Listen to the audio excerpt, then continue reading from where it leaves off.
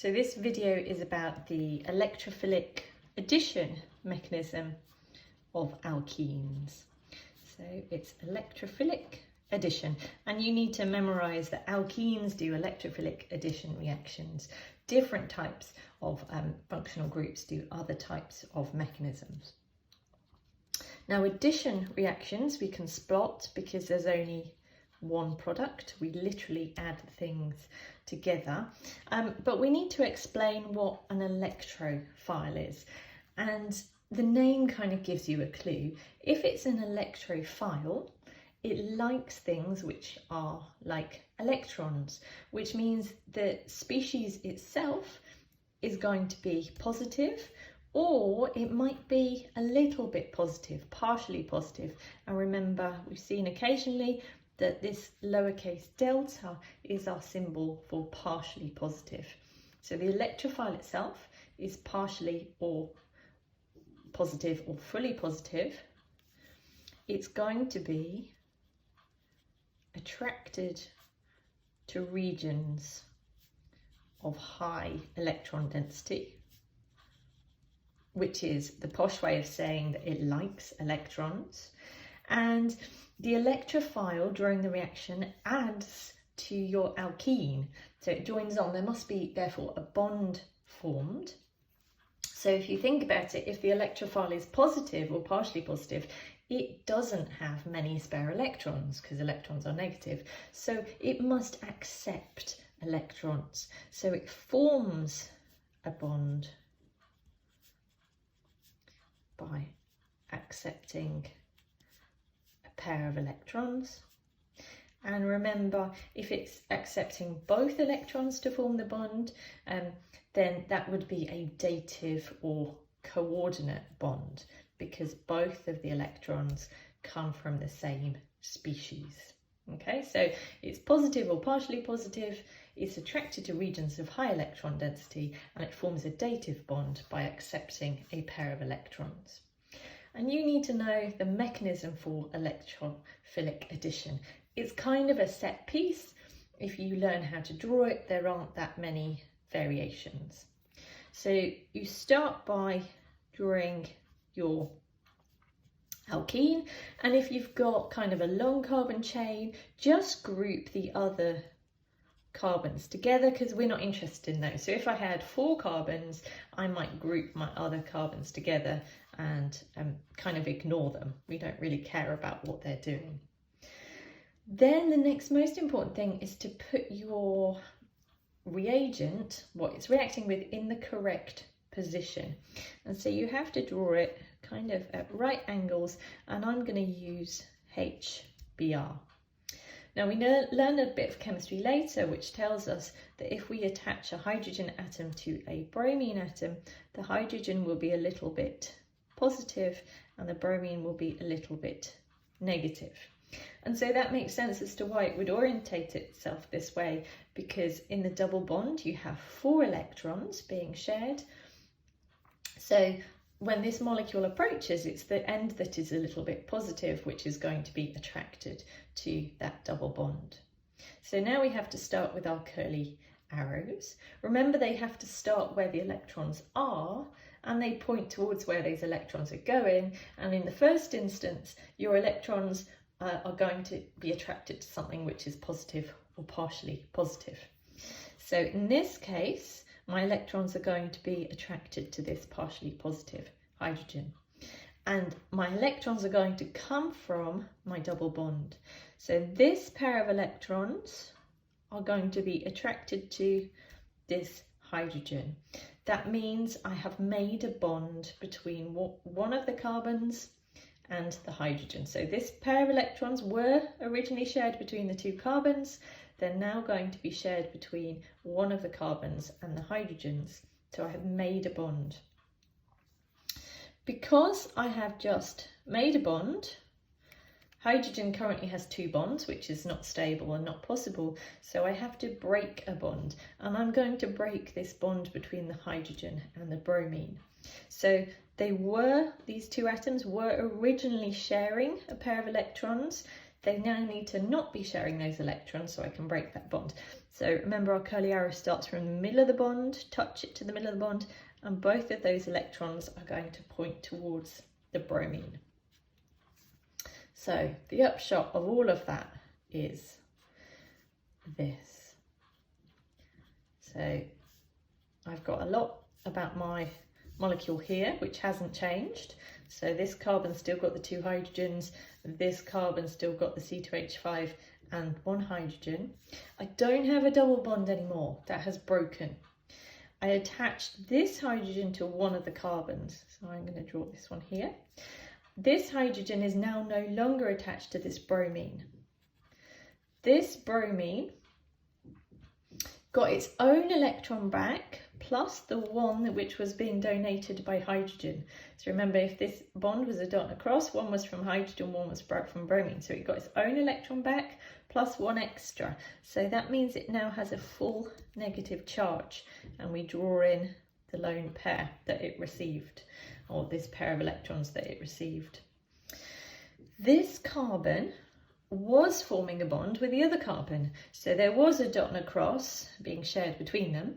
Both of those 2 electrons have ended up between this carbon and this hydrogen. So this carbon has now lost an electron, so is going to have a full positive charge. So remember, this is now a carbocation intermediate, because it's positive, which is a carbocation, and it's the carbon, which is positive, so it's a carbocation. This side of my equation is neutral, which means that this side of my equation has to be neutral. So I've got a negative species and a positive species. Hopefully you can see and predict the next step of the mechanism. So if we've got charge, often atoms aren't stable as they could be, and there's an easy way to fix this. So this lone pair of electrons are going to attack this carbon. So here's my curly arrow, starts from the lone pair, points towards the positive species. That means I have formed a bond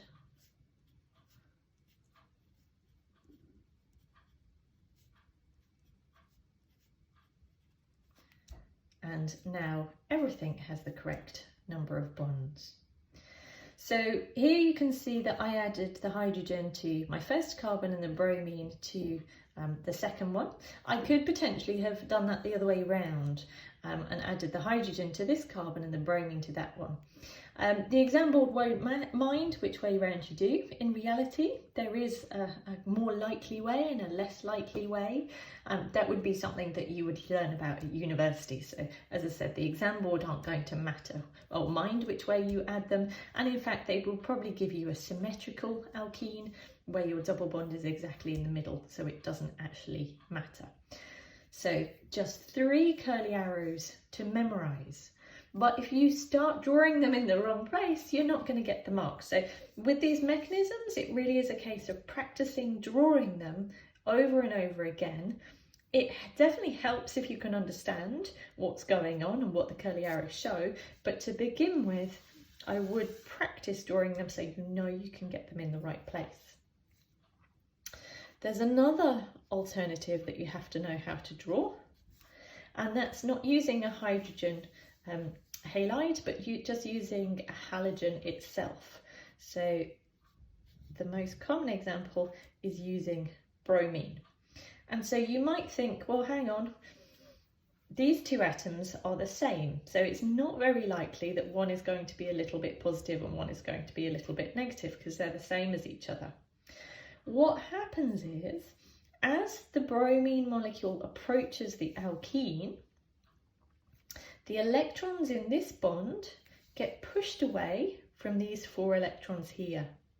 So it becomes polarized because of the presence of the double bond. So the electrons get pushed towards the bottom bromine, away from the electrons in the double bond, and that makes the bottom bromine a little bit negative and the top bromine a little bit positive. Okay, so it's what we call an induced dipole.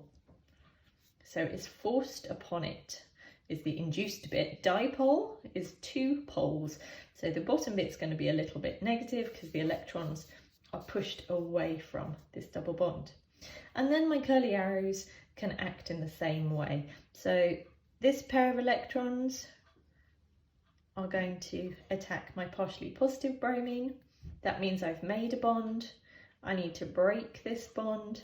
So I've now added one of the bromines to one of the carbons. The other carbon has lost one of its own electrons, so it's positive. This bottom bromine got its own electron back plus an extra one, so it's now negative. And then my third curly arrow shows that lone pair attacking my carbocation, so I can make my dibromo compound. So this is well worth memorising, practising, drawing it out again and again. That's, as I said, kind of a set piece that they will ask you to draw. So if you memorise it and know how to draw it, it can be worth 3 marks in the exam, which is not bad for something you have to memorise.